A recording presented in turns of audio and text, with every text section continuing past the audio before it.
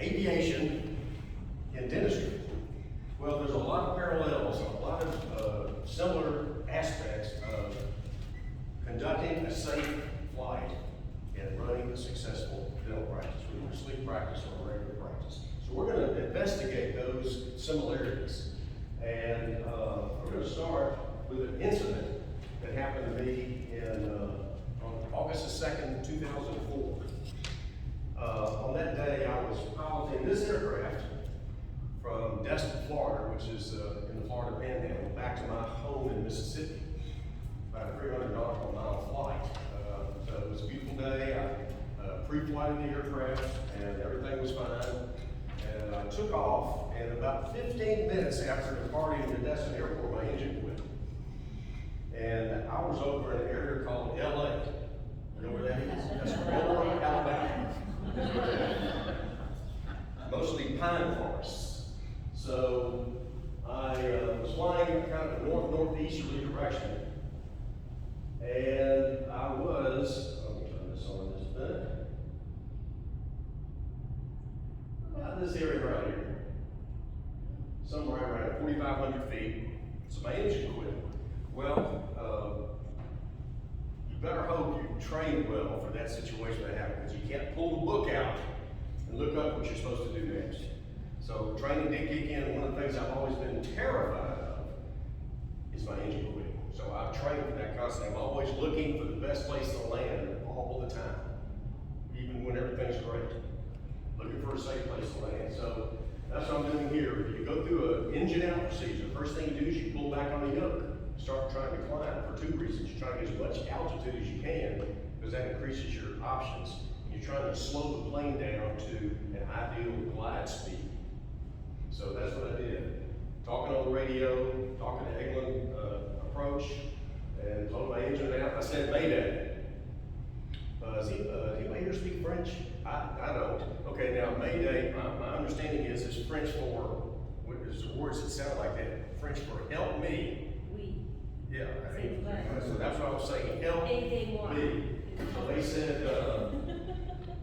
they said, well, your nearest airport's 14 miles away. Well, I can't, that's too far, I can't get that far. So I'm looking for a place to land. So I'm looking down here and see some options here.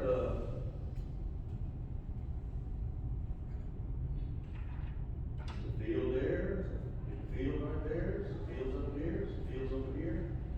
There's a problem with all those fields. They're all cultivated. They're all rowed up for cotton. You don't want to land in a field that looks like a washboard. You know, you're going to flip the plane, or unless you don't have any other option, you don't want to land there. So, see this little tiny field right here?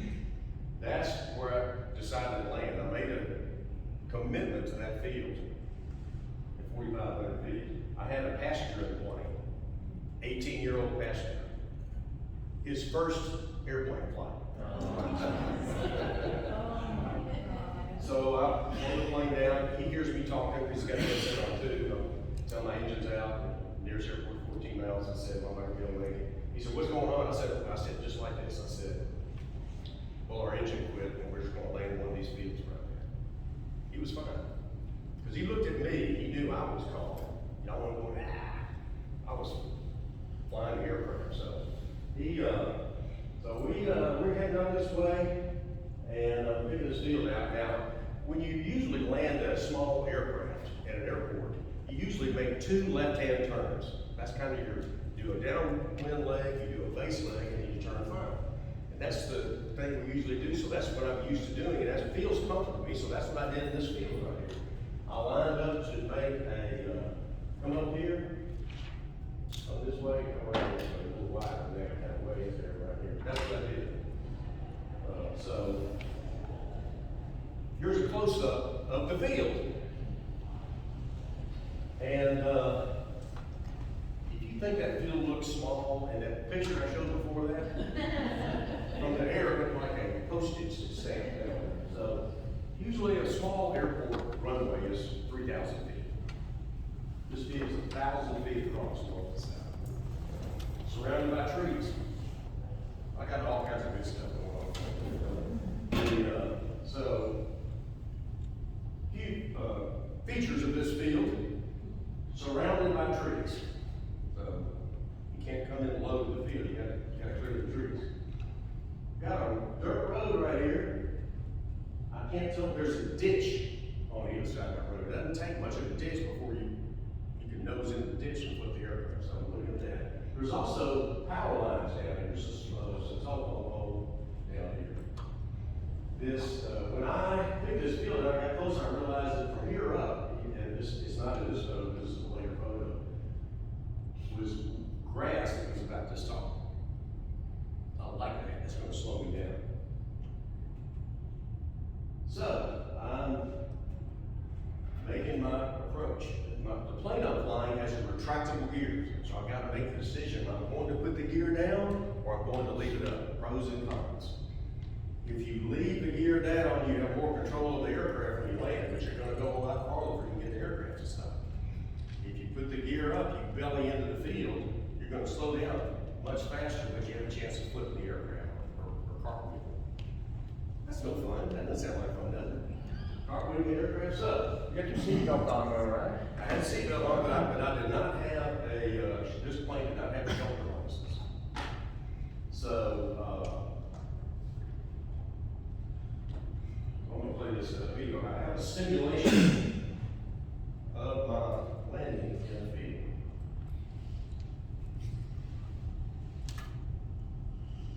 I'm not a Microsoft Flight Simulator guy. This does something leaky. This guy did this for about this before. There's my field. I'm flying north. My plane did not have that fancy. So, making my first turn. Now remember, I have no power, so if I'm short of the field, I'm going to hit those trees. So I come in, and you'll see right here, I go run through the tops of that tree right there, hit the ground, no ditch,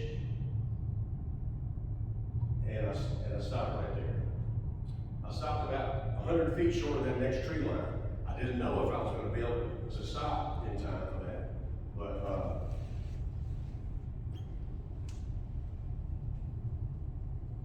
remember when Texas had that record snowstorm in February that killed 237 people and left 10 million others without power? Be prepared by taking advantage of the brand new YouTube, stop playing. This is part of it. Let's go back to this field right here. There's a couple of other things I want to show you. That right there, do you see that little line right there? Very faint. It's a barbed wire fence. I didn't see it from the air. When I crossed over that field and got through those tall weeds, the first thing I saw over to the right were two horses. Old horses. When they saw me, they looked like Secretariat and Seabiscuit running away from that aircraft. So I'm struggling toward these. I've still got way too much speed. When I went through that tree, I purposely went through that tree. And I'm going to talk about that in just a minute to slow the aircraft down. When I crossed over that field, went between two telephone poles, I'm looking at these trees down here, and I'm trying to figure out which two should I aim between, because I'm full of fuel. I just took off 15 minutes before. I'm trying to tear the wings off the aircraft, because I've got 25 gallons in each wing, so I don't want to hit obviously right into it. I want to find two trees that are far enough apart. The plane has a 36-foot wingspan. So I aimed at that, and I hit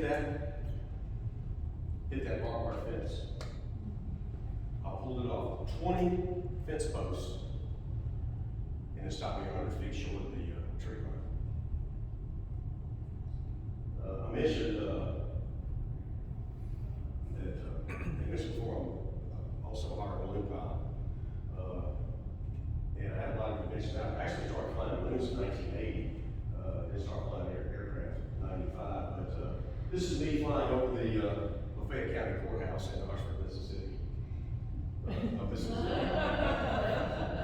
This is the Catherine the Great's summer palace in south of St. Petersburg. I've never been there before. I'm piloting the balloon. We missed that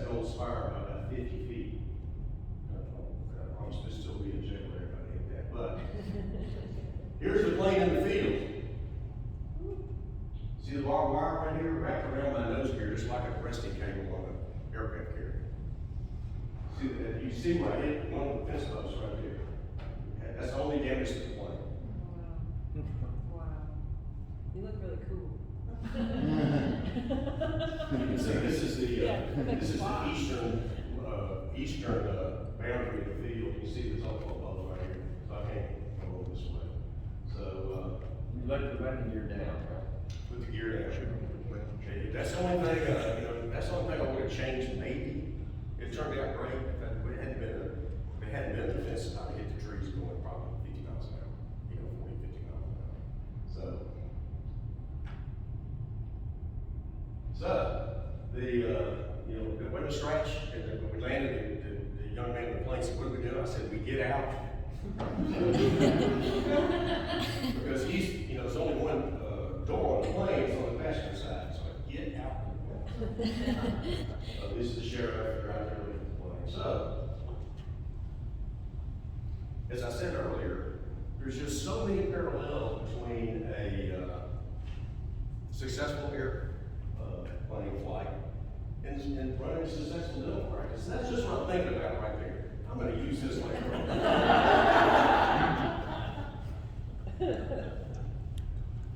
I should talk about pre-flight, because that's the first thing you got to do to have a successful flight. Most of what happens before you take off is what's going to determine how successful your flight is. And these are just some of the many things that you do. How many pilots? Are any pilots in here? I was married to a pilot. Yeah. I divorced a pilot. All it takes is money. All it takes is money to fly there. Right. All right, but here's some of the things we look at. We want to get a good weather briefing. We want to know what we're going into, of course. Check the fuel. Not only do you look at the fuel gauges, aircraft fuel gauges are notoriously inaccurate. You pull that cap off and you look down in there to see if you have the fuel that you think you have. Check the oil, obviously. Control surfaces, ailerons, flaps, elevator, rudder, everything that moves, you go back there and wiggle it, make sure it's not loose, it doesn't have something missing. We'll check the tires, of course, and the struts, and the propeller. Propellers get nicked up, they have problems too, so you want to check that. So that's before you take off. Now there's some things we do before we start practicing in the morning too, right? To get ready to set the stage to have a successful day in your practice. And we call it the morning hug. Everybody do one of those? Everybody does this differently. In my practice, we get there at 8 o'clock. And then everybody kind of does their own thing for about 10 or 15 minutes. We'll check we're checking the phone messages, so we'll know if there's any change in schedule before we hug. We're preparing for success for the day. Are we scheduled to go that day? Before we have a planning session, I know Kent does this, before the year starts, we know how much dentistry we want to do per day during that period of time. Do we have that today? If not, what are we showing? How are we going to fix it that day? Emergency time. That's one thing about sleep, right? You don't have to worry too much about emergency time. Thank goodness. Won't get any late night calls. But, if you're in a general dental practice or you're doing some of these, where can we put these people in? Let's decide now, if somebody calls, where are we going to put them? Now, these are the two most important things. New patients, who's coming in that's brand new? We're going to have a celebration when they come in. Thank you for being in practice. And who's going to thank them? So let me thank them. I know their dad or whatever, so they're targeted. And the most important thing is AFRs. Anybody know what that is? Asking for referrals. We're going to look at that schedule and we're going to target patients to ask. Does everybody ask everybody every time they come in? No, annoying. So what we're going to do is and you don't ask everybody when they come in either. You want to create a situation where that person is receptive to you asking for referrals. So if somebody, for instance, in general dental practice, it may be a post-op on all on 4. You get them in, they love them, they're great, they love the way that's the person you ask. Mrs. Jones, thank you for being such a great patient. And we appreciate you coming in, appreciate you being such a good patient, appreciate your cooperation. I know you know some people that would appreciate the same level of care that we gave you, and it would mean so much to us if you would send them our way. You know, that's not sexy, doesn't cost anything, doesn't plug in the wall to use electricity, but it'll help build your practice. And this is where you target those people in that morning meeting. You know, 2 a day, incredible. Okay, now we've taken off, we're flying, we're practicing. This is the very embodiment of multitasking right here. There's a lot going on here. This guy's talking on the radio, he's talking to either other planes or he's talking to air traffic controller. You got this stuff going on right here. He's monitoring all these instruments right here, and he's looking out here too. Back and forth, talking, looking down here, looking out there, constantly, while he's flying the airplanes. But what he's doing, he's scanning those instruments. And there's a method or a right way to do that. You know, you're not just randomly looking at stuff. You're looking out. And you're also scanning out there. You're looking for, of course, on the instruments you're looking for. Am I headed the right direction? Am I at the right altitude? Oil pressure, fuel pressure, turn bank coordinator, radar for weather, all those different things. So you're scanning that. You can't dwell too much on one thing. You've got to be constantly scanning. And the same thing out here, this is a panel scan, and you got this sky scan. What are you looking for out there? You're looking for obstructions, if you're low to the ground, towers, looking for other aircraft, you're looking at weather. So you're looking at all those things. So when you're talking to air traffic control, they'll say, Mooney 9663 Mike, traffic at 11 o'clock, 6 miles, descending through 4,500 feet. So you at 11 o'clock, over here, he's descending, I'm at 6,000, so I'm at 4,000, he's going to look over there. So you're constantly looking to see. So multitasking right here. Same thing we do in our practice, right? We're multitasking. We're being a leader, we're being an artist, we're being a healer. So what we're doing here, and when we're training, is we're perfecting our scan. We are looking at those things to make sure we're efficient in our actions, looking at the panel and looking out of the aircraft. So, when you think about the two different scans, the panel scan and the sky scan, the panel scan to me is best embodied in dental practice is looking at the numbers of your practice. And because you're getting feedback, just like you do in the aircraft, about what you should be doing to get where you're going by changing things. And this is the barometer that tells you what you should be changing. And here's the numbers that you should be looking at regularly. Production, obviously, how much are we producing? Accounts receivable, that going way up? Is it too low? Are we too tight on our financial arrangements? New patients, our new patient flow, is it good? You know, but this is where you're getting feedback. Let's say you got a big promotional campaign, you're doing radio, or you're doing whatever, newspaper, internet, Facebook. Is it working? This is where you find out. New patient value, you know, how much per new patient dentistry are you producing on these people? Because you know, if you spend a lot of money and get 200 new patients, you get $1.80 new patient value per patient. That's not a very good return on investment. Hours, how many hours we're working? Is that productive? We need to change that. We need to start earlier, go later. And then production per hour, which I think is kind of many practices do production per day, we do production per hour because we have different length of days. And that's a number that I can relate to much better in our practice. And nobody likes numbers. It's boring. We didn't go to dental school to learn that stuff. But Harold Janine, I don't know if you've ever read his book or he has a book called Managing. And he was a numbers guy. He ran ITT, International Telephone and Telegraph, back in the 70s when it was a huge company. And he carried big releases around. And his saying is the drudgery of the numbers will set you free. And it will. It's no fun to look at it, but you'll understand your practice so much better if you delve into those numbers on a regular basis. Now, we don't look at the panel of that plane when we take off and look at it when we land. We're looking at the whole time. Same thing with these numbers in your practice. They need to be looked at regularly, all during the month, to make sure you are going where you're going, where you want to go. Okay, in the sky scan is more of what's going on outside the walls of your practice, is the analogy. How's your marketing doing? What are the opportunities to change the marketing out there? Maybe there's new opportunities, new things. It has to be evaluated constantly. The marketplace, what's changing out there? You know, there's different opportunities for revenue that maybe is not being met by your practice or any other practice in your area. Insurance, well, they don't have to worry about it. It never changes, right? Insurance is always the same. Right, and this is why we're in this room talking, is they're out there plotting against us. So it needs to be evaluated constantly. Do we still need to be involved with this plan? Do we need to add this plan? What do we need to do?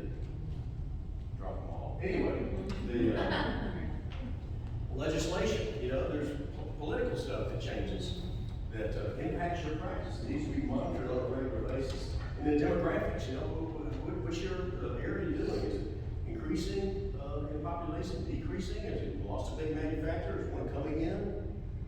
We're getting I'm near Memphis, we're getting a multi-billion-dollar Ford, they're building electric trucks up there. You know, it's gonna be huge. But it has to be monitored. I want to talk about an incident that changed things far beyond what they possibly have. This is flight 173, United Airlines flight that took off from JFK, flew to Denver, had a stop, and flew to Portland. When they got to Portland, the pilots hit the gear down switch. When you hit a gear down switch on most planes, you get 3 lights that pop up on the panel, on the dashboard. This signifies that the nose gear and the 2 mains are down in line. None of those lights came on. And the plane get a little thunk, kind of shifted, they could feel something wasn't right. So they start trying to figure out what happened. They are tapping on the thing, they're trying to see if the bulbs are out, they're all talking. They put the plane in a holding pattern. The plane flies itself. They were in a holding pattern for 1 hour and 5 minutes until they ran out of fuel. They tried to make the airport, they couldn't make it. They crash landed, killed 10 people, including the flight engineer and one of the flight attendants. And believe me when I tell you that this incident, as tragic as it was, has saved many, many lives and has made the practice of medicine and dentistry safer than it has ever been. And the reason is that the FAA, once this happened, and the NTSB, the National Transportation Safety Board, said, you know what, these guys in the cockpit are not communicating with each other well. That's exactly why this happened. 3 pilots, 27,000 hour pilot, 6,000 hour pilot, and a 4,000 hour pilot. And between the 3 of them, they couldn't keep that. They didn't pay attention enough to keep the plane in the air. So what they found out is that nobody talks to the pilot because he's the pilot. And he knows everything. And you're just going to piss him off if you say anything about it. So there were people on that plane, in that cockpit, who knew something was going on and knew they weren't doing things right, but they didn't feel comfortable saying anything to the pilot. So the FAA came up with a program called Crew Resource Management, CRM. And what they're trying to do is get those people to communicate with each other and lead it, and be able to accept the input of people in the cockpit to make for a safer flight. That makes sense, doesn't it? Well, that has been also adopted by the medical. You know, now they put a big X on that leg they're amputating, you know, with the Sharpie, so they make sure they get the right one. That's this. You know, when we've adopted many of these things. You know, we go over, of course, in the morning, we're doing this procedure, we're doing this procedure, we're doing this procedure. And this is a fascinating article. Adaptation of airline crew resource management to principles of dentistry. You know, when you think this is a connection, I think you know that. This guy, Harold Pinsky,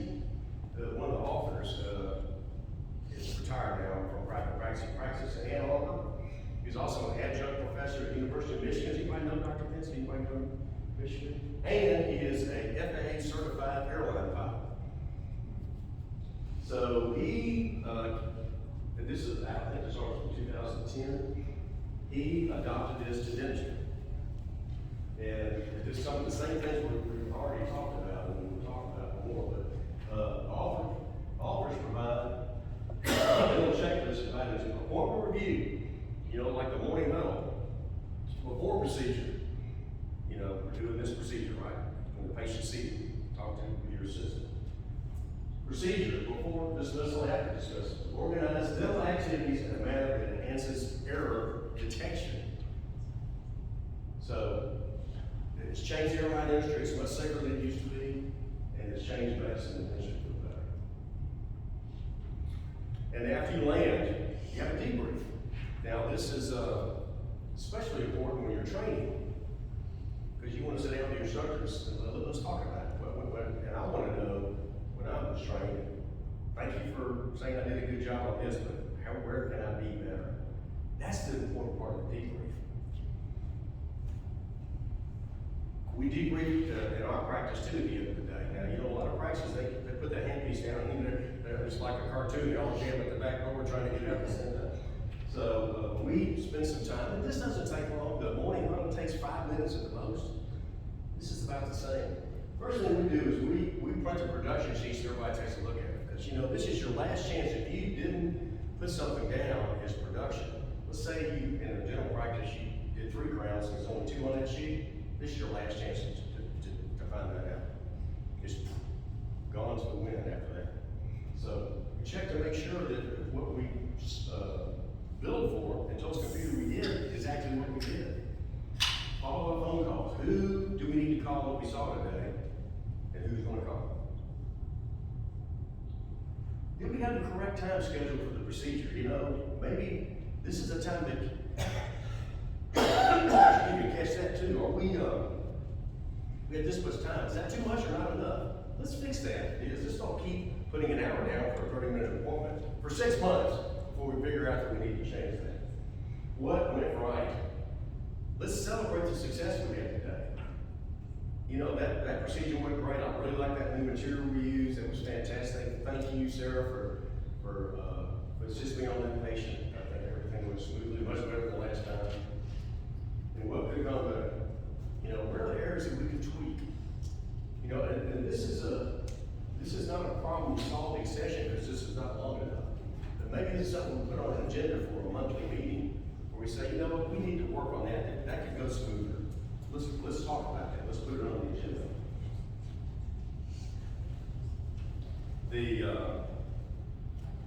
Everybody in this room who's in dental practice all has something in common. Your team is looking at you for direction and support. And teams that are happy in their work, when they poll employees who claim or who say that they are extremely satisfied in their job, and they ask you to rank different aspects of their job that are important to them. Number of the people that are extremely satisfied, number one is that they do meaningful work. The second is they're appreciated for what they do.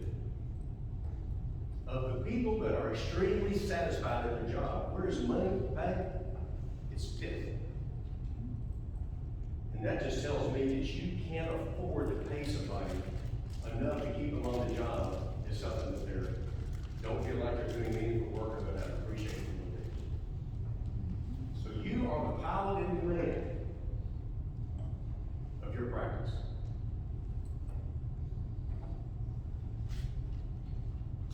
Close with a few things here. First, this picture was taken on November 4th, 2011, almost 10 years ago next month. It was my 60th birthday. And these people had just bought my aircraft. It was the last time I saw it. This is a Mooney aircraft made in Kerrville, Texas. And most people who don't know my much about small aircraft, they know about Cessnas and Pipers. Well, Cessnas and Pipers are like Chevys and Fords, this is a Jaguar.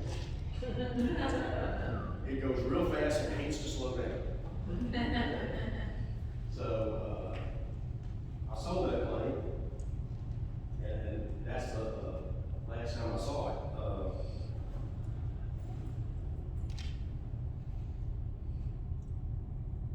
So people say, well, what happened to the plane? Why did it quit?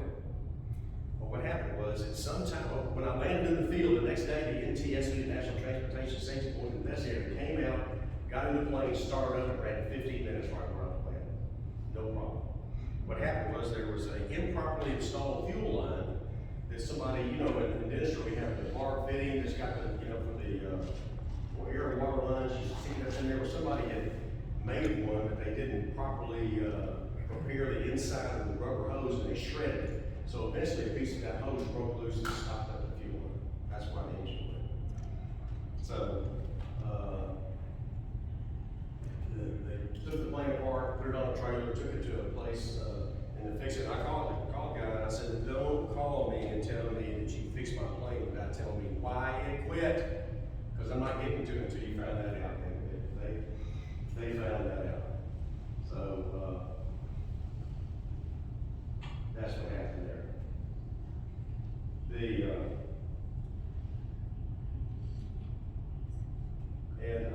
That's the last time I ever flew a plane. That's when I sold that plane. And the thing I went through in my mind is something I think many of you may have already gone through, or you will go through, is that sometimes you just quit doing what you're doing. And it happened to me. I started realizing that I just wasn't doing as well in the aircraft as far as performance as I wanted to do. And my vision wasn't quite as good for the scan, and so I decided I wasn't going to do that anymore. So I still love flying, and I sold the plane. And the same thing happened in my dental practice. I quit doing operative dentistry about almost 3 years ago. I sold my practice. I just did very limited procedures, sleep, Botox, 6 months miles. That's all I've done since then. I had a patient, a retired 80-something-year-old retired hand surgeon who'd been a patient for a long time. His dad was a dentist. He came in and said, Steve, now weren't you doing these procedures anymore? And I hadn't really thought about that. But what I told him was, I said, Jeff, I think I'm still as good as 90% of the dentists out there, but I'm only 90% as good as I used to be, and that's not good enough anymore.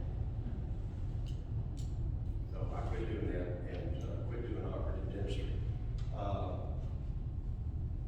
And thank goodness for sleep dentistry. Because that allows me to keep practicing. It's the greatest decision I ever made as far as satisfaction, because I got a great support group. Kent's helped me so much. People at ProSomnus in the back have been such a big help. They just make things easy with their devices. It's been a blessing to me. So,